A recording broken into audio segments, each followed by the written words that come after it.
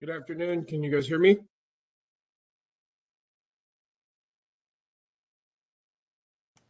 Yes. Perfect. Thank you. Hey, Carl, I sent an email this morning, but when assessing for quorum, just remember that I have to recuse from the Lorraine project.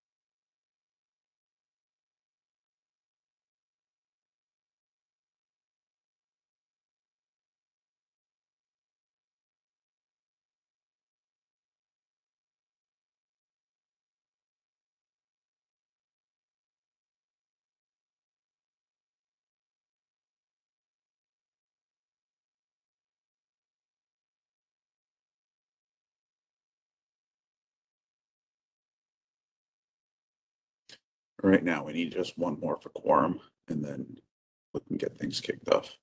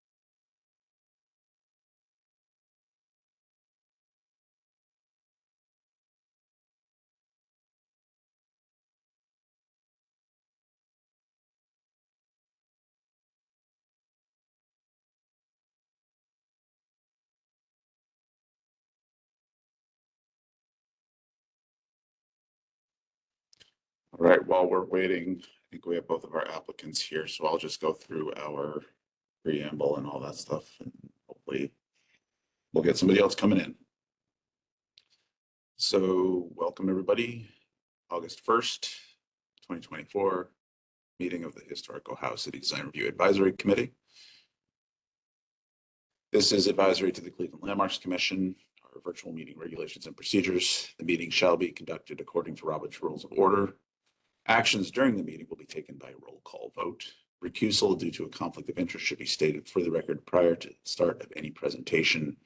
The recused committee member will then leave the meeting for the duration of the case discussion. The chair will call the meeting to order and ask for a roll call of the committee. The administrator will introduce the first project. The meeting will then be turned over to the applicant to proceed through their presentation, with each presentation being completed prior to questions and comments from the committee. Once the presentation is concluded, the administrator will provide any background information, if applicable, and will read any received comments. The committee will then begin deliberations and project review. please use the raised hand feature. After deliberations and review concludes, the committee will render its recommendation and/or motion. The applicant may leave the meeting after their project review is complete. All projects will follow the same format until all projects are heard by the committee. Once all projects are heard, the chair will call for any committee or administrative reports, and after all reports have been heard, the chair will adjourn the meeting. We have community comments. Any and all community members may provide their written comments, thoughts, or questions regarding projects presented to the committee. We need to receive these 48 hours before the start of any meeting through the proper channels, which is email, phone, or dropping them off here to us at the City Hall. Public comment received after the deadline will not be heard by the committee. Then we collect that, distribute it for your consideration, and the applicant is under no obligation to answer the community questions. And although community is invited to these design review advisory committee meetings, there is no open public comment period. All projects are reviewed using the Secretary of the Interior standards for rehabilitation and are being considered for the issuance of a certificate of appropriateness. All projects are considered on a case-by-case basis. The Historic Ohio City Design Review Advisory Committee makes recommendations to the Cleveland Landmarks Commission. Recommendations are not final actions. Depending on the scope of the project, submissions may be approved administratively or will need to be reviewed by the commission. Projects will be scheduled at the next available commission meeting after an action is taken. And then just for your review, here are the Secretary of the Interior standards. Chair. I don't think we have a quorum yet.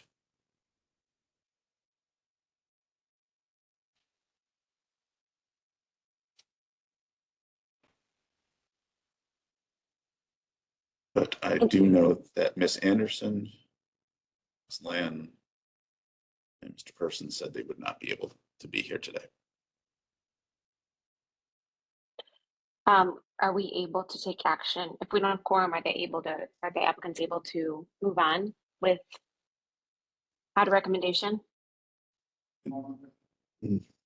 They will be moving on regardless. It depends on if we take them to the, They will move on without an official action, yes, but you will still render your recommendations and then we will take those on to the commission. Okay, can we begin or what do you want to do? Sure. I think 10 minutes is reasonable to wait. Yep. Okay, then I will call today's meeting of the Ohio City Historic District Design Review Committee officially begins. We're called to order. Is that what the phrase is? Sorry, Carl. Is this your first meeting? Come on. I know. Sorry, I'm tired.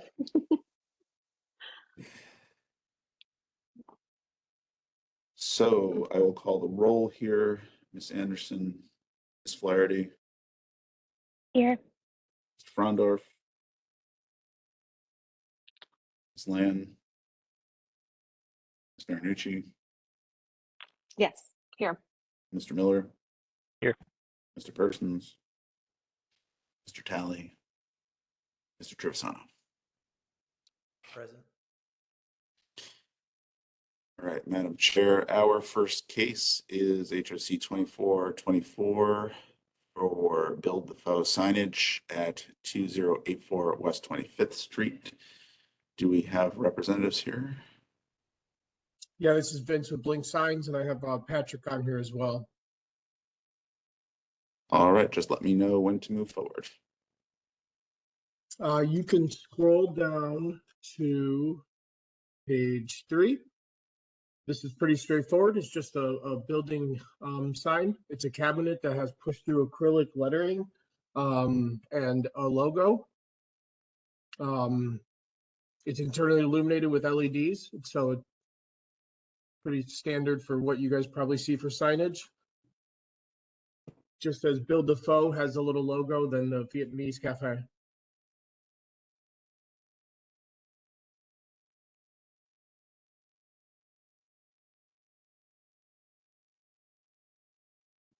Do you have any documentation on how the building or how the sign adheres to the building?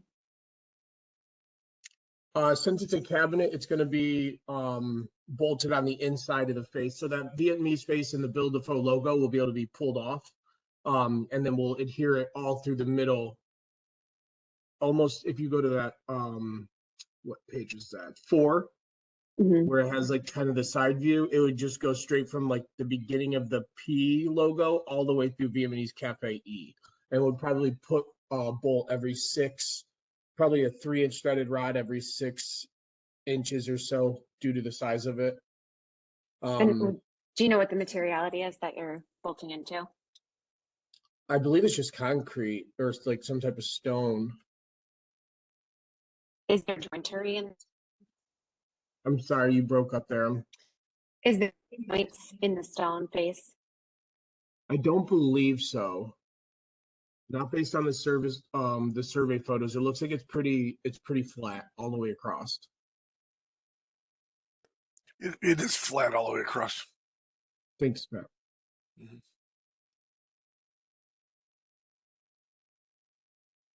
Was this the location of the former Campbell's signage? And are there where they were attached previously? Can you go through the same holes?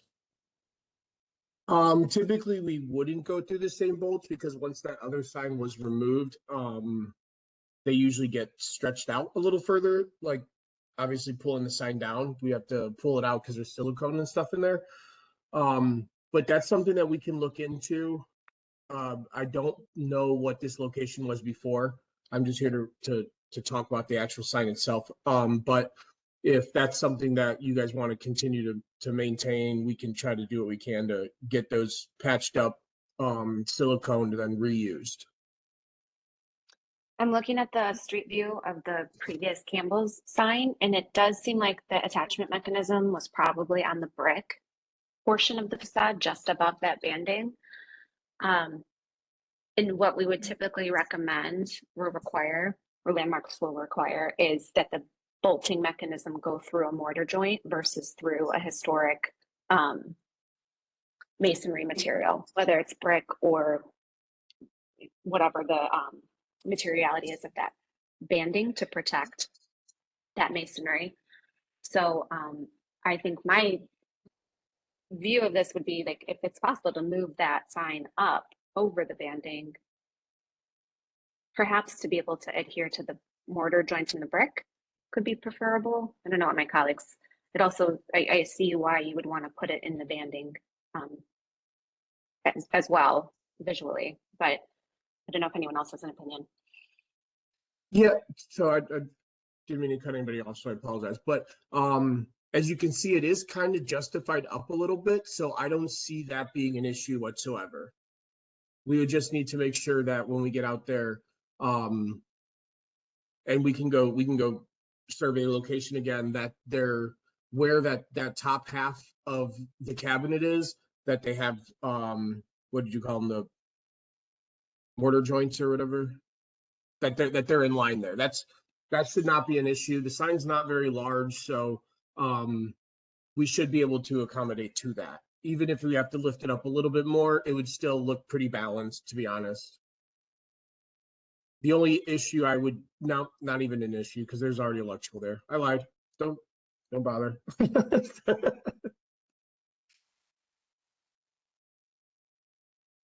Yeah, I think I'm in agreement with everything Mia just said. That I'm good with the sign as presented, and if there's a way to attach it to the existing joints, then that would be great. I also agree with Nia's comments. Same here. Great. Anyone else? I don't think that's everybody. I also didn't, I didn't say that, but I am fine with the sign itself, scale, content. That all looks great too. Just that attachment mechanism. So I guess with the lack of quorum, Carl, can you just note that we would recommend or prefer that the sign moves up into that brick portion and is adhered or bolted through the mortar joint to protect the existing masonry. We can do that. Great. So no action, so the applicant just moves on, right? We don't have to make a motion. No, we will be in contact with them after this. Great. Thank you All right, well, for thank the you guys. presentation. Absolutely. Appreciate you guys' time today. You guys have a wonderful rest of your day and week. You too. Bye. Yep. Thank you. So Carl, since I have to recuse, Phil was supposed to be the my co or whatever in my absence, but something must have come up for him because he's not available. So I'm not sure who else wants to take over. Well, without anybody. Doesn't matter. There doesn't really matter. Yeah, so no vote. So I can, Okay. Wesley, if you can want grab to it. tell me when to move these things forward, just go over the changes that have been made since last time, and we'll move on to the next after this. Yeah, will do. Thanks, Carl. I'm going to go to the next slide, please. So we're coming back again for the 2621 Lorraine Avenue project. We presented probably a couple months ago. We've been going through the SHPO process and have gotten their final comments on everything. And so this presentation represents our response to those, which we think falls in line with their recommendations. So I believe when we were here previously, I can't recall if I presented the 2-story addition or the 3-story addition, but I believe it was the 3. So this would be your first time seeing the 2-story addition, which was, again, recommended by SHPO. So those of you not familiar, we're a little bit west of West 26th Street on the south side of Lorraine. It is the easternmost remaining building on that block on Lorraine. Next. The site itself has a surface parking lot to the east, vacant lot to the south, and then the Hansa House Brewery to the west. They have a small parking lot that basically butt up against the western property of our project. There's a handful of trees on this part of Lorraine, which is kind of nice. So providing some shade, and Lorraine doesn't have a great amount of street trees, so kind of a nicer section. Next. So here is the northern elevation. We're looking south, of course, from the northern sidewalk of Lorraine. You can see we have a kind of a 2-story building with a 3rd story, essentially amounts to a loft at this point. The structure has a squared off facade, kind of misrepresenting the profile of the building behind it, which is more of a 10-12 pitch. That's what we've gotten close to up there. So we have a storefront that is unlikely to be a good representation of what it was originally. There is a horizontal bar that runs across. You can kind of see it under the Psychic and Tarot neon signs there, but it runs left to right. And we think that probably supported some sort of signage back when this was the Obama campaign headquarters. So that would be removed. And as you'll see in the presentation, we're expanding the amount of glazing, which we think is a better representation of the original condition. You can kind of see here in between and to the sides of the 3 windows on the 2nd floor, there is a bit of a scallop profile to the siding. Everything else is more of a typical 5-inch lapped siding. Not exactly sure what kind of wood was used originally yet, but we're going to start digging into the construction document phase of this here in the coming weeks. So, next slide, please. Here we're looking west down the Lorraine. You can see, you get a better idea of the condition of the siding, which is in very poor condition. It's likely that we'll have to remove all of it and replace it in kind. We're proposing the same profile, same thickness, same material. as the existing material that's there now. Next. Here's a kind of a zoomed out view of that eastern facade. You can see that the roof profile has three separate profiles. One furthest north is the tallest, which is where we're proposing a third floor bedroom, or actually a second floor bedroom of a second floor unit there. It then steps down towards the middle, and then it steps down to a low pitch roof in what we're calling the hyphen for the project, which kind of acts as an in-between zone between the existing structure of the gable roof portion and a new two-story portion to the south, which we'll see here. Next. There's a view looking towards the northwest from the parking lot to the east. Next. Here is the rear of the property from the vacant property to the south. This face of the building will, of course, be covered up by post addition. Next. And here we have the western facade. Again, the siding is in very poor condition. Are proposing removing a handful of windows on the side to work with the interior uses of the apartments on the first and second floors. Next. Just very quickly, I'll go through the context, as I'm sure you're very familiar. This is looking to the northeast from the corner of 26th Lorraine, obviously the West Side Market and the neighborhood of the city. Next. Here is the southeast corner of 26th and Lorraine. Next. This is the opposite side of Lorraine, actually a handful of typical storefronts. Next. And here we have the existing condition site plan. Again, we have 2.5 story portion closest to Lorraine, then kind of comes down to a 2-story portion, and then the smaller hyphen section furthest to the south. Our existing setbacks, at least from the eaves of the eastern side of the building, is 5'1", and we're looking at about 6 feet from the actual building face to that eastern property line. To the west, we're at about 1'9" to the property line from the face of the building, and then it steps back in setback as you head south. Next. Here we have the site plan showing the footprint of the new addition. It would have 4 total apartments and 2 stories with a gable roof. It would be obviously reconsidering the walkway and landscaping along that eastern facade to make a welcoming procession to the entries on the side to the existing structure and the new addition. Next.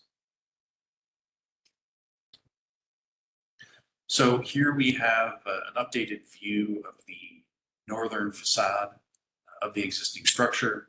You can see we've added in the scallop siding profile. We've revised the storefront to have larger expanses of glass, which again, would be open to other recommendations, but we think that this is likely a better representation of what was there originally. There are 2 front doors, even though there will be only 1 retail space. And it's looking like we would be maintaining the existing tenant long-term. On the second floor is the Lorraine facing apartment, of course, which would be the living room and the kitchen. And then on the floor above it would be the bedroom on that 3rd floor. So we're essentially rebuilding the entire facade in many ways with new materials, obviously painted here in this kind of blue and gray color scheme. The colors themselves were selected from the recommendations of the Ohio City Historic District.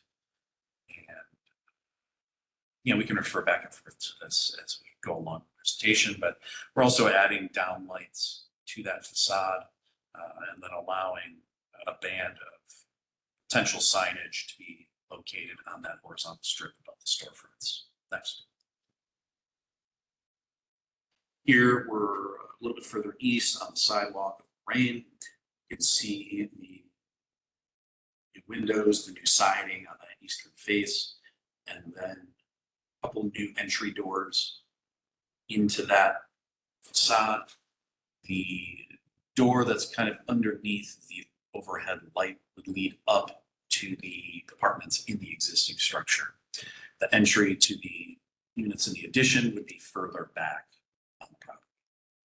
You can see we're looking to match the profile of the existing trim on the windows, and then using a black window product there.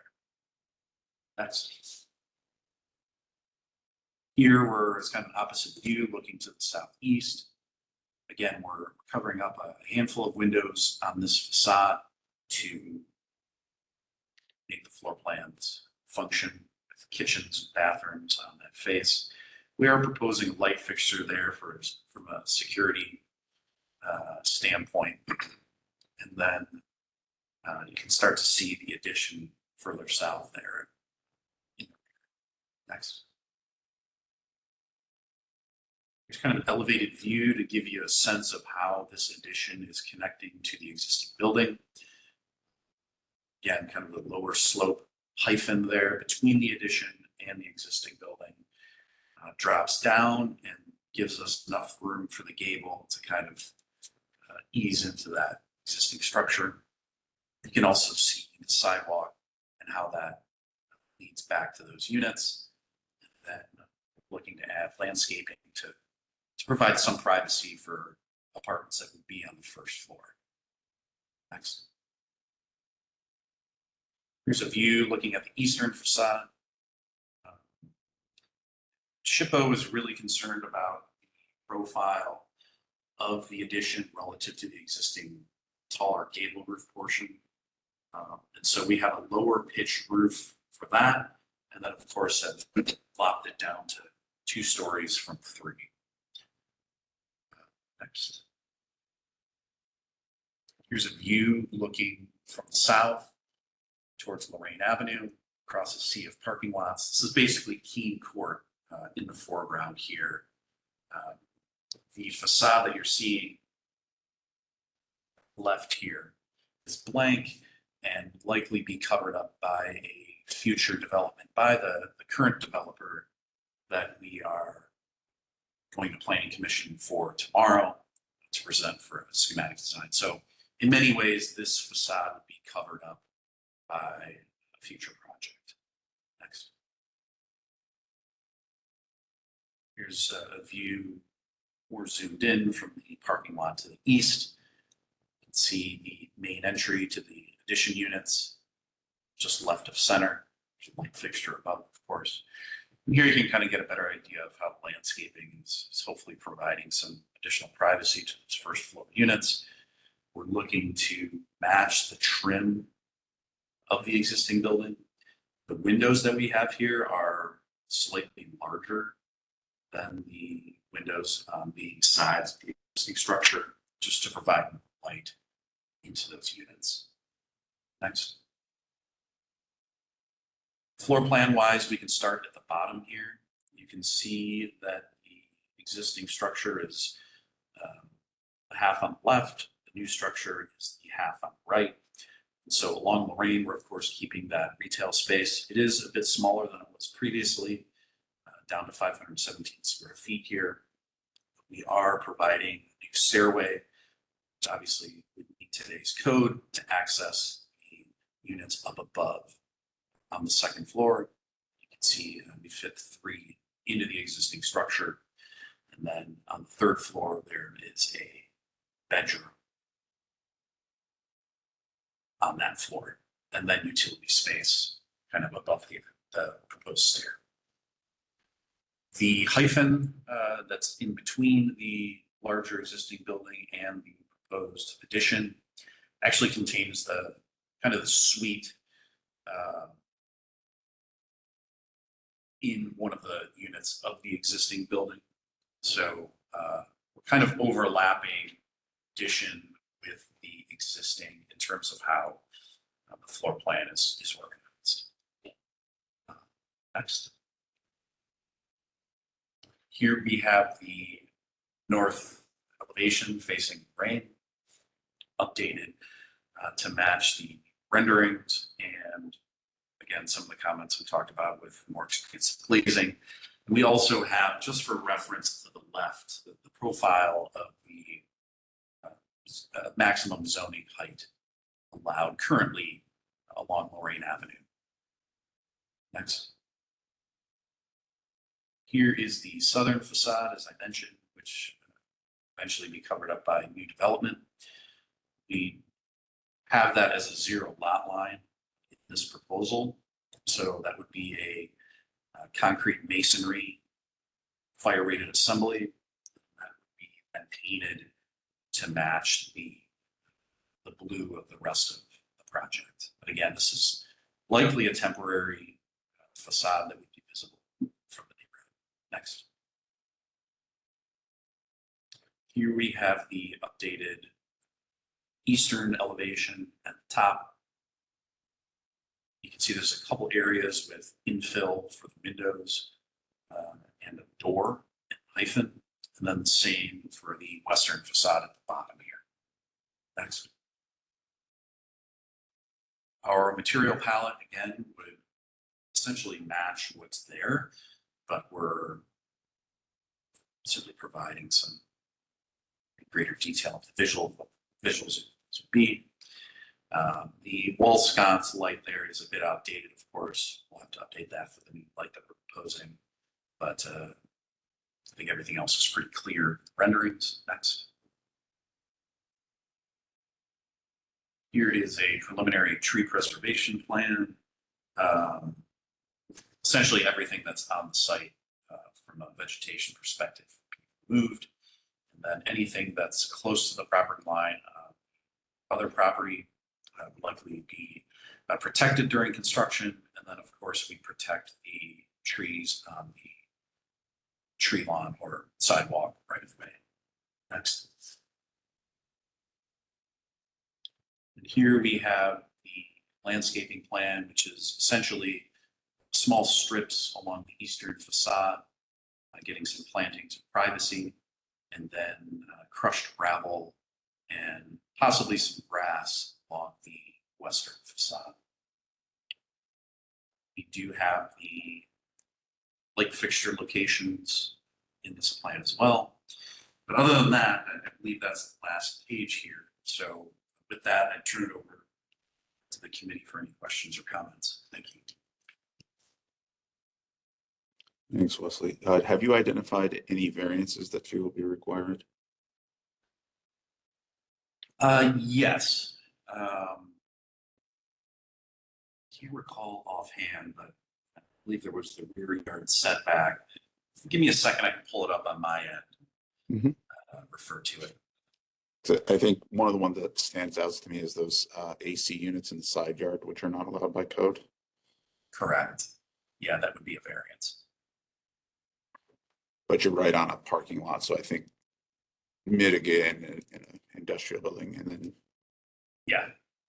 yeah, and it's my understanding that the neighbor to the west has been very supportive of the redevelopment of this project. So I think I don't think there'd be any real issues there.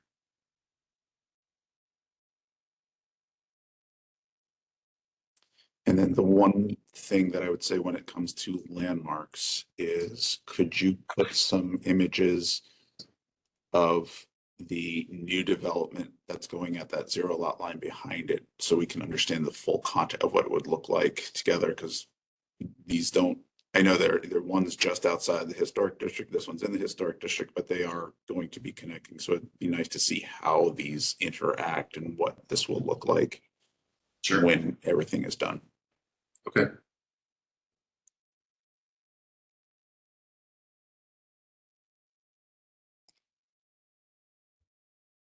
I had a question We could go back to slide 15, perhaps.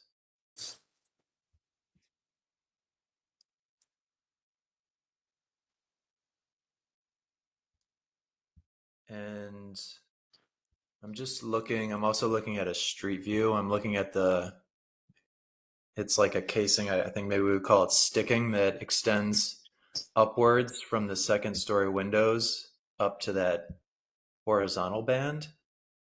It looks,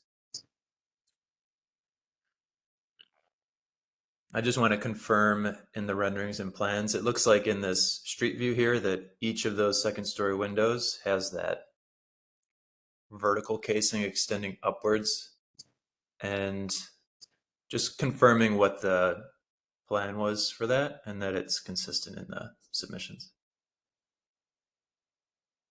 Yeah, I'll have to update that rendering. Yeah, the middle one. Wow, yeah, it's not showing up. Okay, yeah, they would certainly extend all the way up, similar to the one on the left. Apologize. Yeah. Sorry.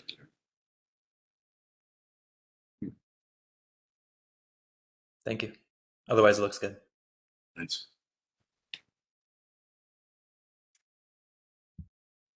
Were there any other SHPO comments that were addressed in this other than the removal of the floor when you made these updates? Yeah, obviously the lowering to be a 2-story addition. They had a handful of other contingencies that they put on it, but they still want us to investigate utilizing the existing siding if possible. I just don't think that that's doable, but I think they want to make sure that we are investigating that and trying to do that if at all possible. But I think, you know, the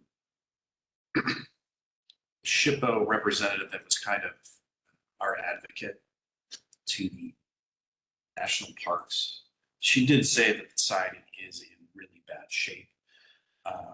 So I think they just want to make sure that we're doing the best we can to try to do that.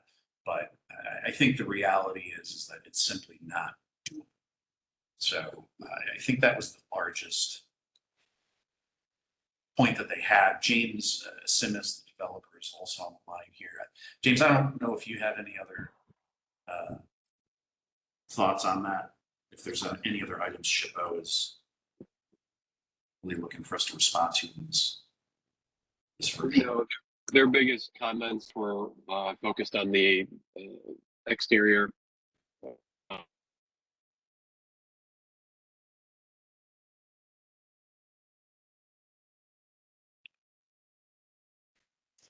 think we lost you there, James. On salvaging the material. But sorry.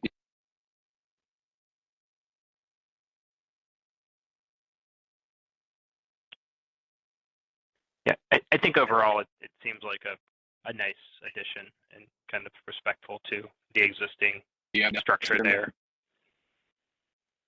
Yes. Yeah, we got you, James.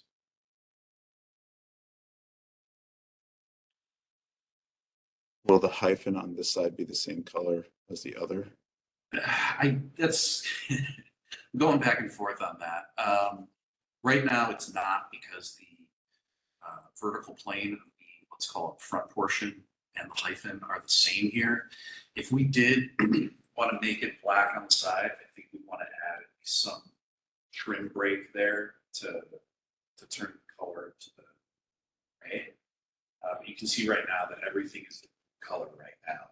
It kind of offends my sensibilities to not have it be gray, but I guess I'm kind of open to your thoughts on that. Yeah, it could go either way because of the visual. Yeah. My personal opinion I'm not a huge fan of the gooseneck lighting, but I've been saying that for years, just in general. I would go a little bit more modern, but that's me. I'm one opinion and I don't have a vote, but take that for what it's worth. Sure. Do you actually describe, okay, so new wood frame storefront, what were the double hung windows? Do you call out what the material is there?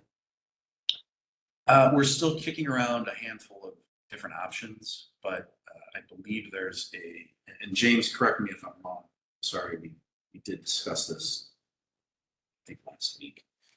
There's a Marvin line of pre-finished metal that I think has been well received by landmarks. Correct. Okay. Yep.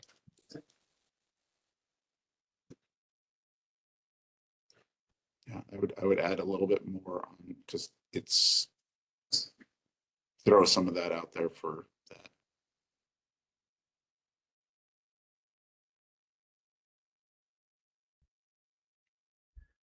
I Andrew, had go ahead. one more comment, but please finish, Carl.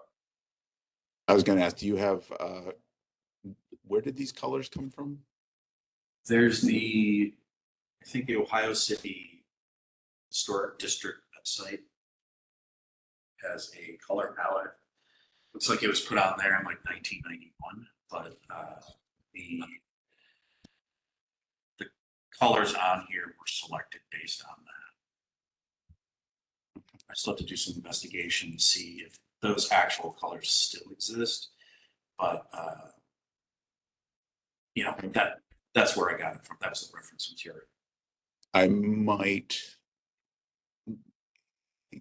look at, these are a bit bright, so maybe something similar in the historic palette. I mean, I think there's probably some that are pretty close in either Benjamin Moore or Sherwin-Williams, but to me, and again, it feels a little too modern, even though it might be in there, and we can look at those as well. Sure. Yeah, and you know, Yeah. I'm sorry. I was just going to add to Carl's comment. I have the color palette pulled up here, and I agree. I don't know if it's maybe just the color that you chose. They seem a little bit brighter than the historic ones, but like similar colors. So maybe if there's something you can find that's slightly more muted, but a similar color, that might be better. Yeah, we're open to that, and I think the reason we went with this palette is because it doesn't seem to be anything on this section of Lorraine that has this, and I think part of the beauty of Lorraine is it's this pretty extensive mix of colors, materials. So I think kind of doing something that isn't over there right now would be preferred, and the paint that is on the existing building is in the blue family, so it might be a little less offensive than it would be otherwise. But we're open to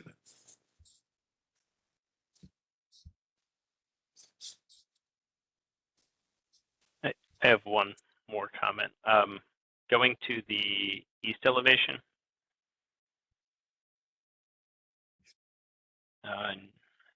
Yep, page 25. It's probably. Yeah, so on the new addition on those entry doors with the somewhat traditional transom and side lights, as opposed to the doors in the existing building also going into the entries, it feels a little, you know, separated. So I'd like to hear kind of the thoughts behind, you know, that style of doors there and its relationship to the rest of the facade. Sure. You know, we did want to keep that datum point of the top of the trim that's around the windows of the addition. We wanted to keep that consistent. And so, you know, going with a 6/8 door just naturally kind of left a transom up above. I think, you know, with the windows, the side light here is maybe a little unique on this project itself, but we did want to have as much glazing as possible to kind of announce that this is the entry. And be open to recommendations. Do we, maybe eliminate the horizontal, let's say at the top of the door, and just extend the jambs straight up so that accentuating the vertical instead of the horizontal with the transom. I could be open to that. But yeah, it is maybe a little more, it's probably the most modern take on anything in the whole project. But I think the reasoning behind it was to get as much glazing as possible into that stairway and also match that data point of the trim. The top of the trim. Okay. I guess my personal opinion is your suggestion of keeping the vertical datum or the horizontal datum at the top. And I feel like with the skylights and the transom, it feels, I guess, somewhat traditional, but not necessarily historic nor modern. So it just feels kind of out of place within the context of the rest of the building.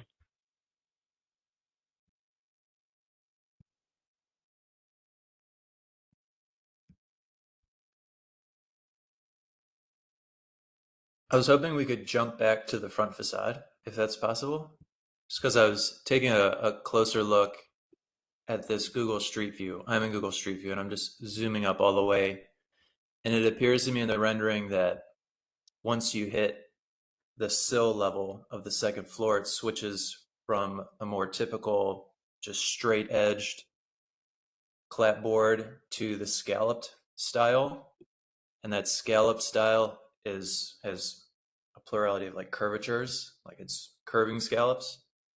And then above the window, immediately above the windows in the street view, zoom in, the scallops are right angled. So they have a different scalloping style and a different paint color, it appears. Forgive me, my memory isn't really remembering anything if this has been discussed before, or if this is something that could possibly be adjusted. Can you bring up the street view? I'm not sure if we can see it, but I'm not sure, Carl, maybe you can zoom in enough on this.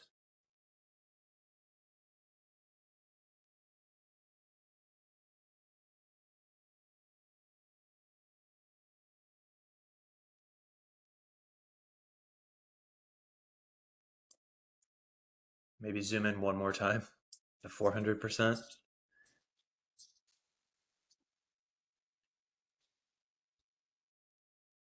It kind of looks like there's a scalloping here on the second floor, and then this third has a different, seems a little bit more wavy than scallopy. And then you do have your screen the third below floor, here. that third floor looks almost live edge. There's a really good example of that over at Huntington Beach Park over in Avon. That's how they're like public structures. They have that type of siding, live edge. Yeah, maybe if you zoom into 400%, but it looks like part of the historic feature of this facade is that it has at least four different types of clapboard edging. And that I would advocate that we try to hold on to that, because there's really, in my opinion, there's nothing really else to hold on to. And the facade is always kind of like really the only thing that I really emphasize that we try to keep. I just want to notice it for the record. Happy to hear what my colleagues think. I know this particular clapboard is pretty messed up, but I think that could really be a feature that makes this look like it really has some interesting visual detail and doesn't just look all the same. I just wanted to highlight that for the group.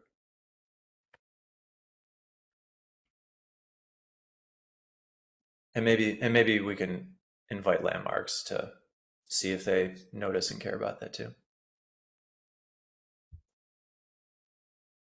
Maybe for Landmarks, we can also include a closer up visual of some of this siding detail also.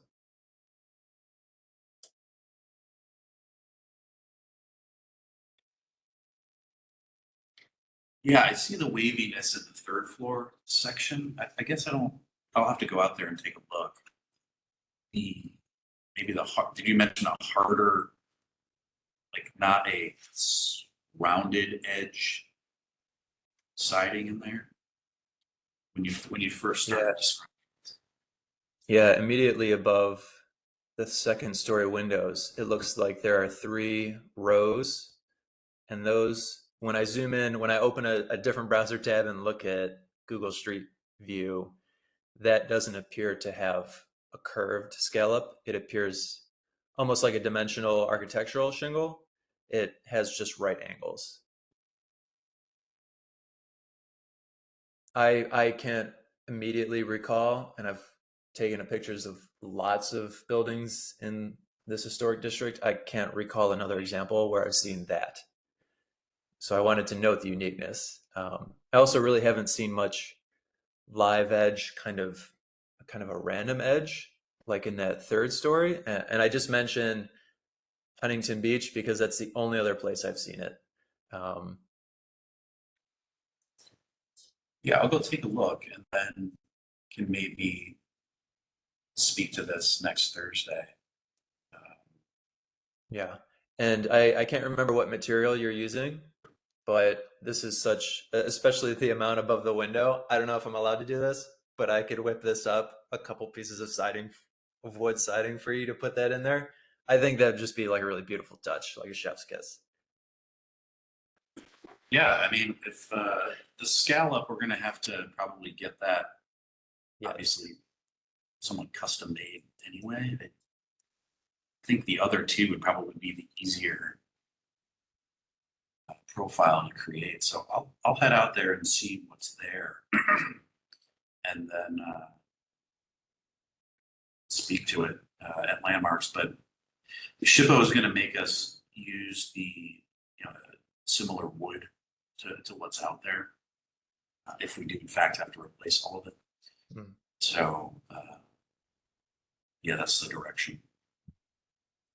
And then with the color thing, I don't remember if you mentioned a particular color, but looking at that PDF on that Ohio City website, some of these colors have like sash or shutter in the name. So I think the only caution is some of these colors appear to me to be intended more for limited areas of trim and casing, perhaps. But that's just my feedback.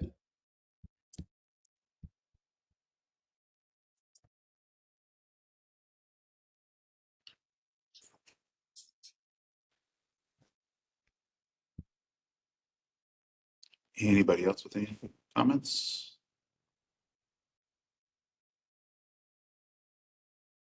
Okay, so I think you've gotten some good feedback here.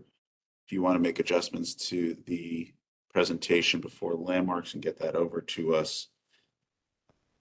Did you have any additional questions for the committee? I don't think so. The updated package, when do you need that by? Or should we just speak to it? I mean, I'd be happy to have it on the record. I think you can send it to us by tomorrow. Yeah. That'd be great. The renderings wouldn't be updated, but I could update the elevations. Yeah, that's fine. I think the elevations are going to be the key ones. Okay. Great. No other question. All right, that sounds good. Thank you. And then committee members, do you have anything you'd like to talk about? I don't think we have any announcements or anything to make on our end. All right, then I guess we can say that our meeting is adjourned. Okay, thank you for your time. Thanks, everyone. Thank you.